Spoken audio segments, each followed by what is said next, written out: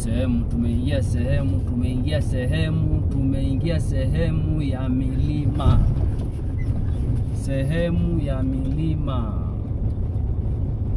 Sehemu ya miteremko.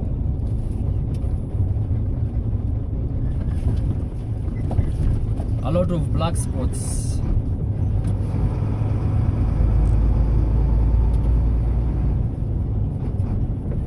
A lot of everything.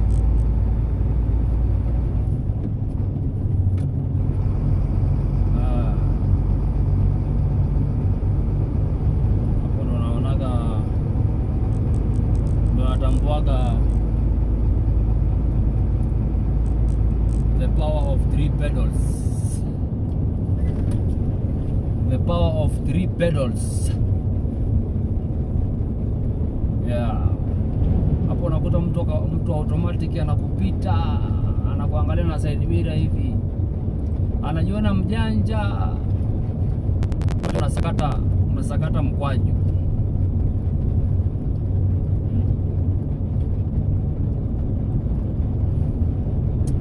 I prefer manual. Manual ni tamu sana. Napenda manual sana.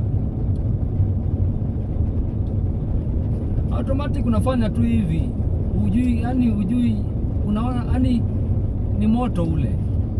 Una uhakika kama gear imeingia, una uhakika kama kweli iko neutral, wewe unafanya kusoma tu. Lakini mimi nikishika mkwaju huu, najua hapa ninaweka ni 9. Na ni 9 nimeweka kweli. Hii ni 9 nimeweka nani? Hii ni 10. Wewe paka uangalie dashboard. Anyway, kibarua inategemea mahali umeangukia. Kwani nafikiri hata mimi nikiitoa MP4 nitakataa? Kibarua jamaa. Business.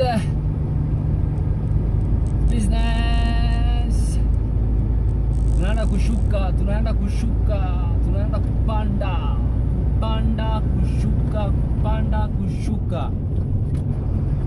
Mitaa yenye baridi. Mitaa yenye usiombe Mungu upate breakdown. Mitaa makamasi na kutoka hivi na baridi.